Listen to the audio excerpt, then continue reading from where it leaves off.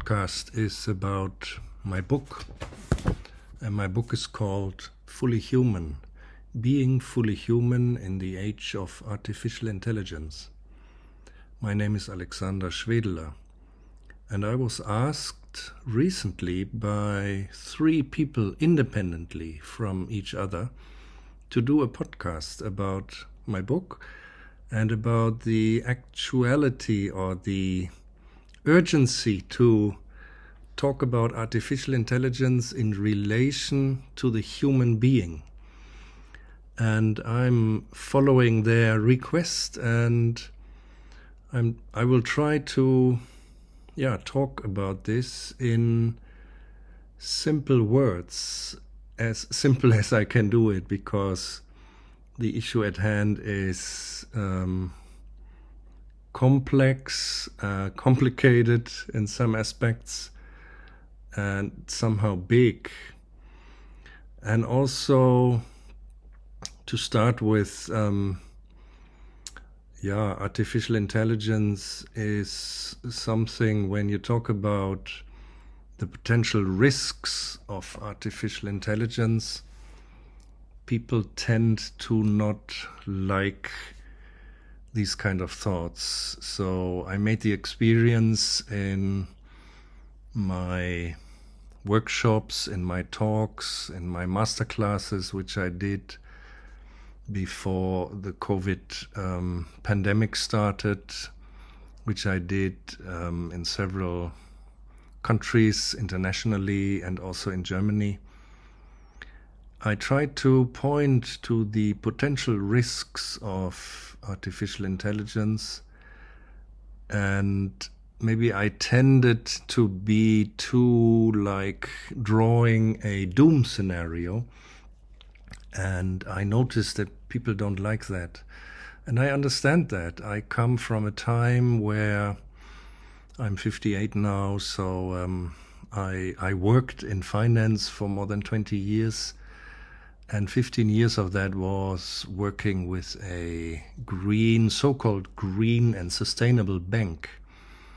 And so I'm very familiar with all sustainability issues, with the climate change issues and so on. And during my active time at that bank, I remember Al Gore showing us the hockey stick graph with the dangers of climate change in front of us. And even if he was certainly 100% right with his predictions, which we can see now, how the Earth is really suffering from climate change, but still his way of painting doom scenarios did not motivate enough people to change their behavior. And this is probably also the case with artificial intelligence. So there are some warning voices around, and I have quoted them in my book. I'm sure some of you have listened to some of those also. One of the most prominent warning voice is Elon Musk, who appears to be very knowledgeable about artificial intelligence, because he uses it as much as possible in his car, Tesla. And so he knows what the potential of AI really is. And those who have not seen it yet on YouTube, just look it up if you like, Elon Musk, about artificial intelligence or about the risks involved. And he really compares it with nuclear power, nuclear bombs, nuclear energy, where he says, well, if we release nuclear in any way, it is highly big power to destroy, it is really very dangerous. And he says, in his opinion, artificial intelligence is even more dangerous. And he explains that if we once release a full developed artificial superintelligence into the net, we will not be able to control it and not be able to stop it. And I've used the term artificial superintelligence now, and I need to explain that. Because artificial intelligence, as we use it today, is, in my opinion, not yet considered to be dangerous or something like that. That is just very intelligent machine learning and very much under control of the people programming it and also using it. The danger, in my mind, is when artificial intelligence reaches the level of human intelligence. If you consider everything humanity has ever written down, thought about, like science, all books, all magazines, all images, everything we know about all of us and all of our history, when AI is able to read all this and start making sense of it in his limited AI way, let's put it that way, because it's not a human being. But if the machine becomes like so intelligent that it can comprehend or include the intelligence of all humanity, and if you then add in an image now, in an imaginary scenario, which will certainly become true in the future, if you now add to the level of data, the amount of data, if you add speed and then bandwidth, and ever increasing, of course, speed, ever increasing bandwidth, and those two together, if you then think about self-learning programs, so just put these three together: bandwidth unlimited, speed unlimited. I know it's technically not unlimited, but I want to point to, well, it is hugely fast and very big, yeah?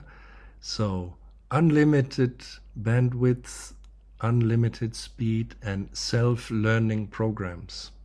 These three together make, by definition, a black box, because it's too fast learning and no human being is anymore able to control this. And if this is combined with the level of intelligence of the human race, of all we as humans have ever thought about, and images and so on, and all the information which is available on the internet, in this combination, the experts talk about what is called the intelligence explosion. And that means the computer, the AI, will be able to increase its speed and its bandwidth exponentially. And then you have self-learning programs. And then you have what we call just right now a black box. And this is a combination of things where Elon Musk points to, that he says, if we release such a thing into the public, into the internet, we will not be able to contain it anymore. And, which is the key here, we will not know what it will do. And I'm not talking about that AI would have consciousness then, or would have a mind in itself. It certainly will be able to pretend to have feelings, so to act like in a humanized way, that people think it will have feelings. But in my mind, a machine will never have feelings, but it can pretend, it can what is the word? It can do as if. So this is a dangerous moment in human history which is coming, certainly which is coming, which I mentioned earlier. And I have read about many experts talking about it, and they do disagree about the time when this moment will come. There are some, like Ray Kurzweil, which is working with Google, who said earlier that it will come in the year 2042, I think I remember. And more recently he said it will come in 2029. And also recently there was a New York Times article which pointed to the ever faster development of AI learnings. So AI becomes more and more sophisticated, and the speed of the advancement of AI is always faster than people predict. It's not the other way around. I have read also articles and books where people argue, well, AI is still very stupid, and don't overestimate its abilities, and it will take many, many years to really imagine that AI becomes very highly intelligent.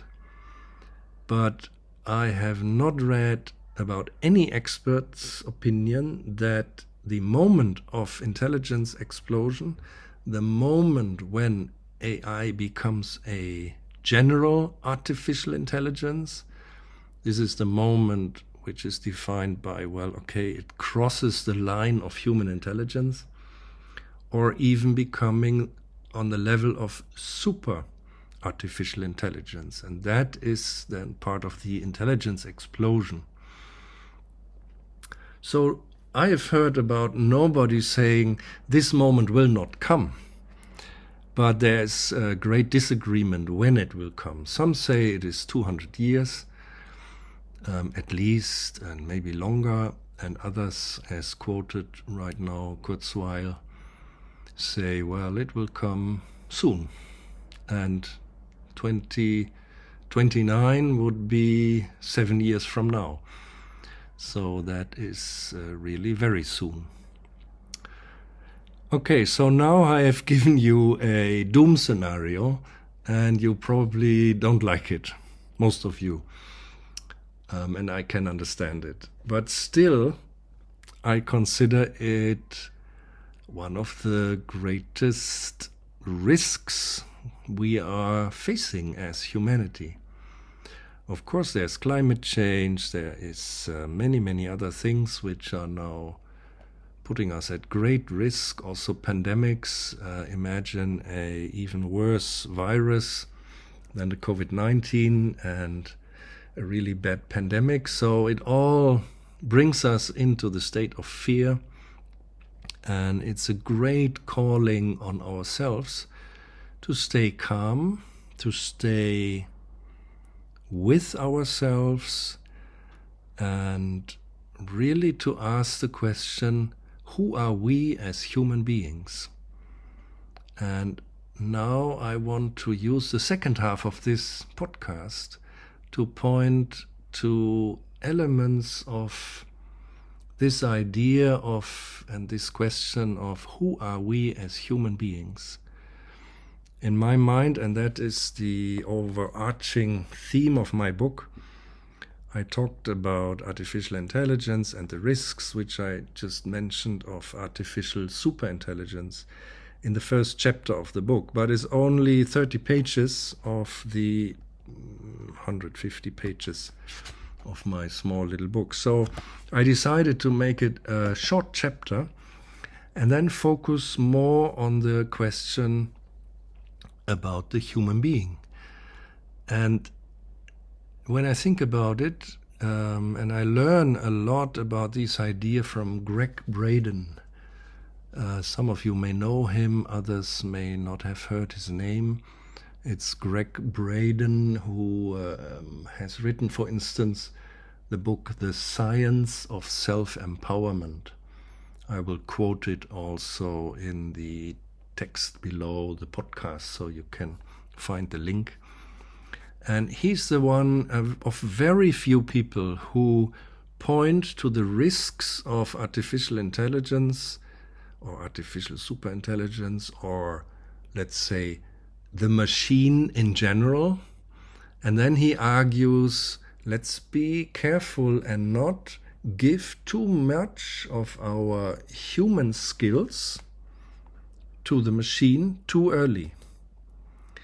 That is his main argument, and I was triggered by this argument, and I like it very much. And in my own words, regarding also my book, I would formulate it very similar and say the potential risks of artificial superintelligence give us a huge calling to ask the question, who are we as human beings?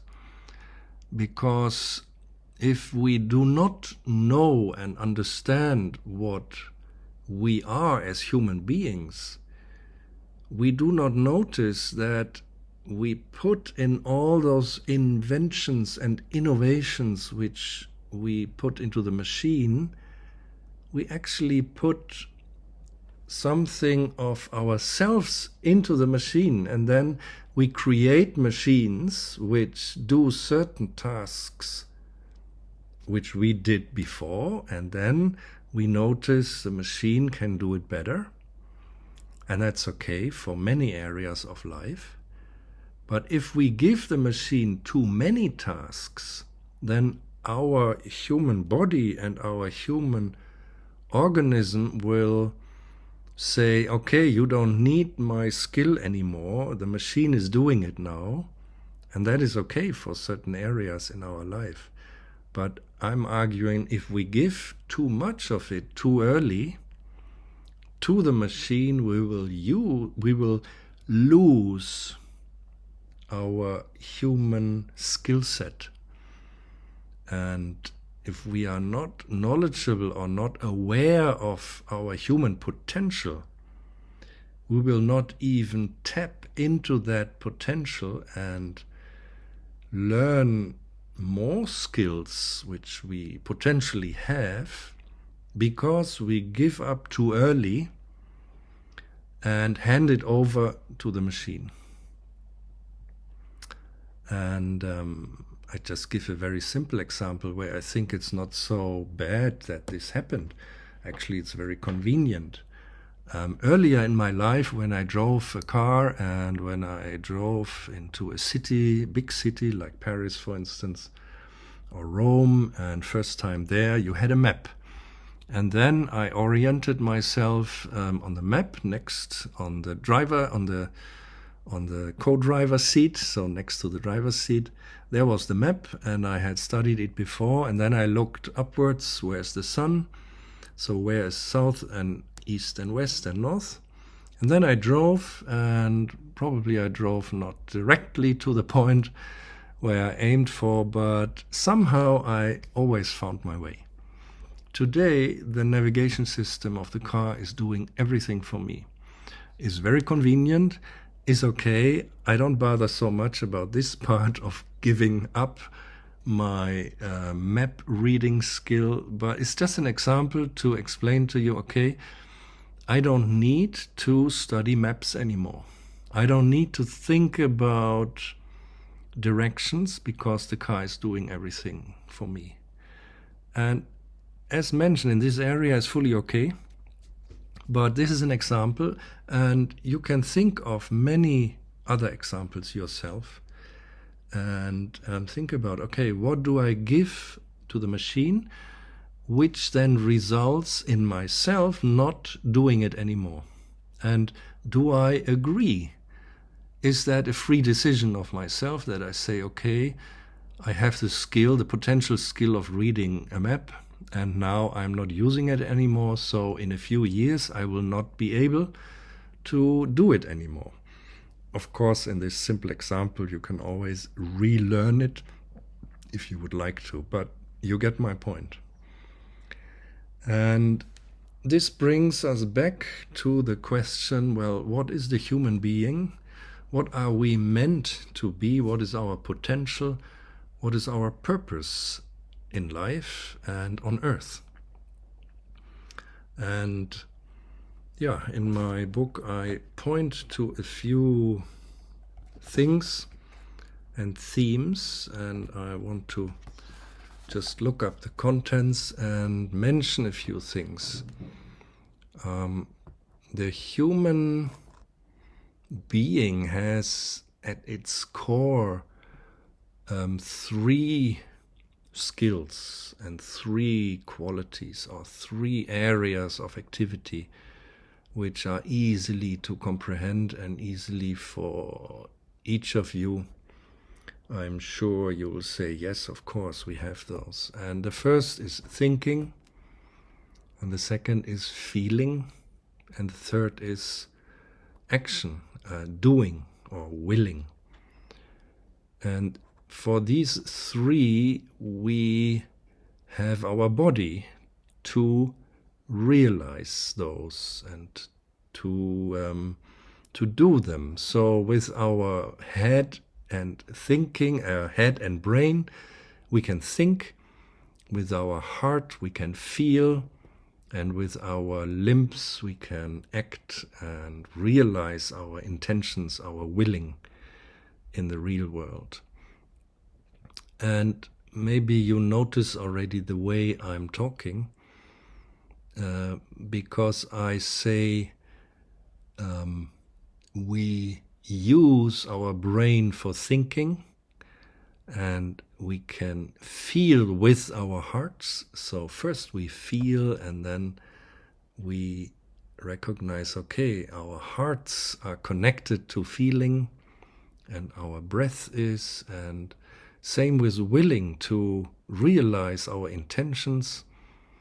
We need the will force, and we use our body and our limbs, hands, to realize what we want to do. So I'm pointing to the fact that in my mind we not only have a body, but we have a soul, what you could call a soul, or however you want to call it. But this field of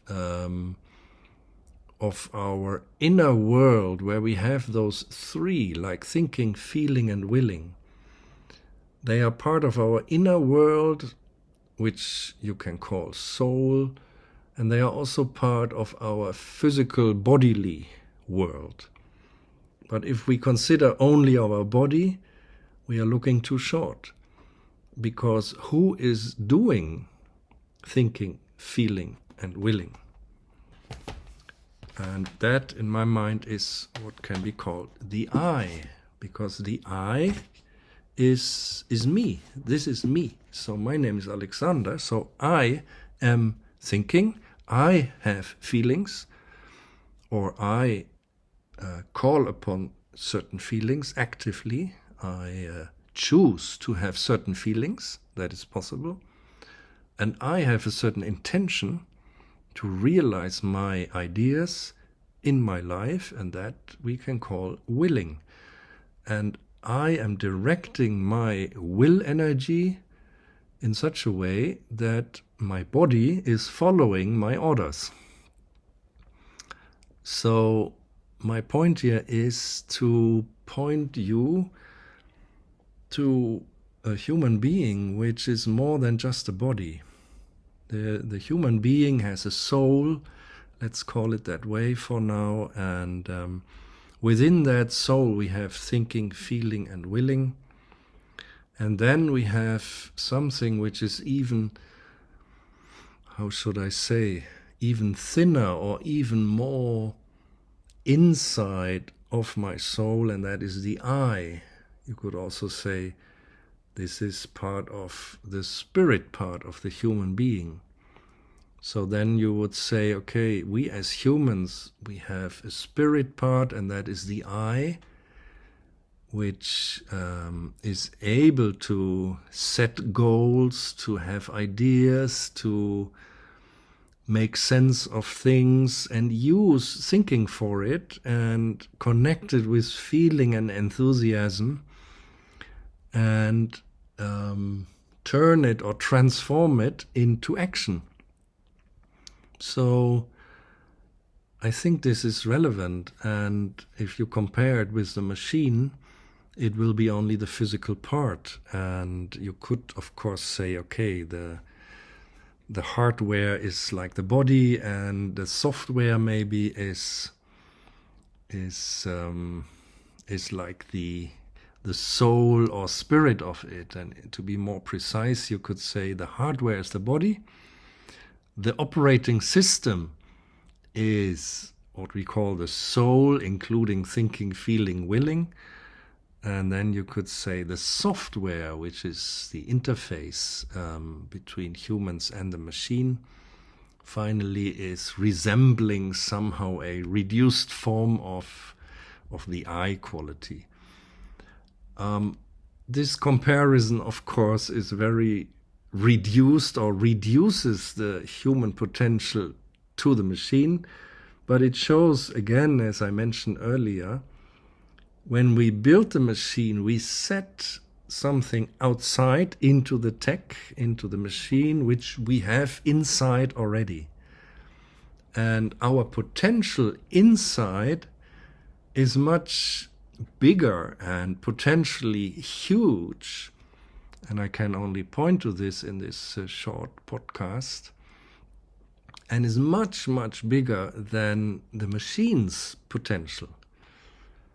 And this is the imbalance which I sense in humanity's dealing with artificial intelligence, when I talk about it in a general way. And of course there are individual differences, and I very much know them, and I know also people who are very conscious about this. But in general, we tend to give away our human capacities too easily to the machine. And I think we should consider this and think about this, and make a decision whether we really want it, or decide for ourselves, if my potential really is so much bigger than I didn't know, than I did know until now. If I have such a big potential of skills, then I should really sit and consider developing those skills. And in my book, I then point also to the qualities of this middle realm. So in the soul, I talked about thinking, feeling, willing, but thinking we know quite well. We have learned to think during the last 400 years, scientifically, logically. We have all gone to school and studied, most of us. And so thinking is quite a highly developed skill of humanity. Feeling is not yet so much developed. To have really access to our feelings and to notice them, to be able to speak about them, to show up vulnerable in team meetings, to really open up. This is a skill we all have to more or less learn yet, I believe. Of course, there are some of us who are already more advanced in this, but most of us, if you think business, if you think typical meetings in organizations, in companies, it is still quite hard to include feelings into decision making and into the talks. But if you look at the human being, the role of the heart is very special. And just to point you to a few things of the heart, science has revealed, and it's not popular science yet, but it is clearly shown in recent studies, that the heart is much more than a pump. The heart is a sensing organ. The heart is an organ which reduces the pressure when blood pressure is too high, when the high blood pressure is coming towards the heart in the bloodstream, the heart is there to reduce the pressure. So it's a balancing organ. And we are able to regulate the heartbeat through our breathing. So if we focus our attention in the area of the heart, and if we then breathe a little slower, very relaxed, but just a little slower than normal, and if we then include a positive feeling like appreciation or gratitude or compassion, then we can feel like, this is a pleasant feeling. And our heartbeat becomes more rhythmically, more harmonious. And immediately, this has also been measured and proven by science, the heart-brain cooperation between the two is better functioning, is more optimal. And that means my sensing on seeing and listening ability is better. My decision-making quality will be better. I am seeing reality better as it is. And I have not, like when under stress, I have a narrowed view of reality. We all know this. We fall back then into our very basic skills, and we lose our openness if we are under stress. And with this heart quality, when we go into a harmonious cooperation between the heart and the brain, all these skills are functioning better, and we are making better decisions together, we are better listening to each other, we are improving teamwork, and and that shows something about the human being, that if I ask myself, where am I, or where is it, when is it, or how is the state of being when I am fully present? How does it feel when I'm fully in the here and now? Then each of us can check it out, but try it, and then try to feel if I'm fully present and if I am in harmony with my breathing and my heart rhythm, when I feel comfortable in my body, am I then in my head, or am I rather in my middle area of the body, in the heart? And science tells us, and experience also, that if I want to be fully present, I have to go into my heart. Because the heart has this quality of being able to twofold, to be in the here and now and within my body, and to be here with myself, and at the same time I can listen better, notice better what is happening around me. So I have immediately this skill of being here and there, being within me and being outside with the others at the same time. You can try it out. This may need a little practice, and of course I can give you all the tools to practice that, and some of those tools are also in my book. But this is something I wanted to point to, and it may show you already, this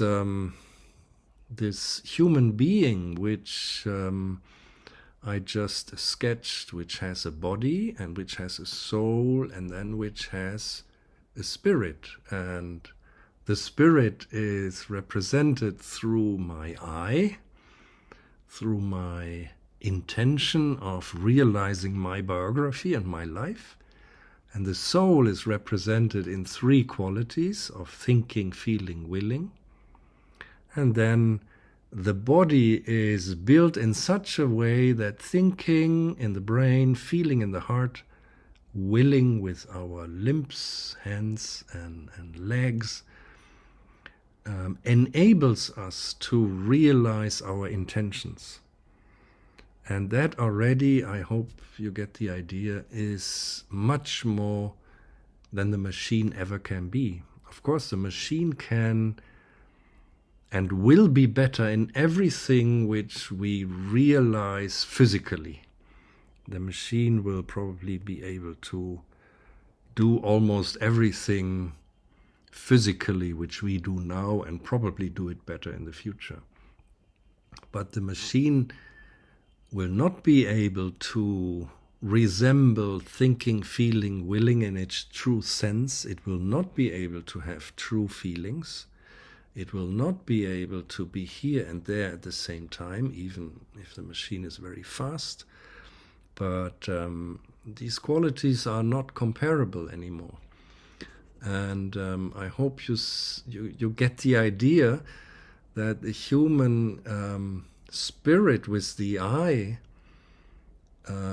there are, and through thinking, feeling, willing, and I could talk a lot about these three qualities and how to expand them, how to get better at them.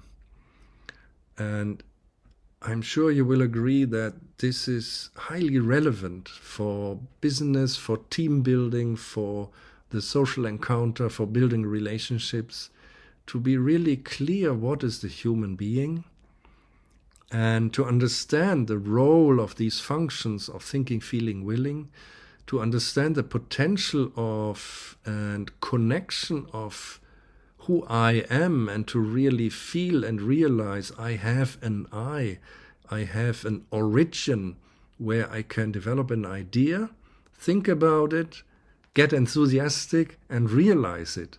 This is really something which is creation from the very beginning. So I'm a creative entity. I can create things which have not been there before. Just think about the machine, and everything else has been created by humans. It has not been there before. So this is our potential, that we are creative, that we are artists in our fields of activity, and that we are able to invent new things and develop things. But this is our potential, and my wish or my opinion is we should stay in control of what we set out, of what we develop. We should, of course, further develop artificial intelligence, but do it consciously, do it knowledgeable, and do it smartly, and don't give the machine so much power that at the end we do not know anymore how to control it, and that at the end we even do not know what it will do with us. And we have given ourselves up to the machine, so we are not so skillful anymore, because we have never thought about what kind of skills we have, and we have given it to the machine, and we have lost it ourselves. So this is the message I wanted to give you, to take artificial intelligence or artificial superintelligence and the so-called doom scenario, not in a way that it demotivates you, or that you say, yeah, okay, there's another catastrophic talk about something which is bad in the future, and it will anyway never happen. No, take it as a motivation, and I would be happy if you agree with me and say, okay, yeah, the human being is something very special, and let's explore it, let's find it out, and maybe what I say can be said in different words. Don't call it soul, and maybe the I, question it, find out, is it real for you or not? And but I guess you will agree that thinking, feeling, and willing are just very, very basic skills we have, and which inherit, or which include a huge development potential for the human being connected with the I. So, I hope I could make the idea clear in this short podcast. And I guess I should do more of those podcasts and explain again and again what I'm trying to say here. Thank you very much for listening, and hope to see you next time by listening. Thank you very much.